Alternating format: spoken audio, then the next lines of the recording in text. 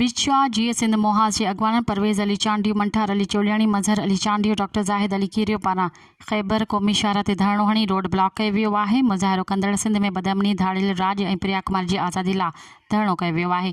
अॻवाननि media सां ॻाल्हाईंदे चयो त उत्तर सिंध में धाड़ियलनि जो राज क़ाइमु आहे। हिंदू बिरादरी खे सिंध में घणो तंग करे प्रेशर ॾेई सिंध मां निकाली ॾिनी पई वञे। हिन वक़्तु सिंध में धाड़ियल राज क़ाइमु आहे। हर रोज़ नौजवाननि वॾनि तोड़े मासूम ॿारनि खे अगवा करे भुंग तलब कयो वञे थो। अगरि जेको भुंग नथो ॾे त उनखे बेदर्दी सां तशदुद करे खेसि क़तल कयो वञे थो।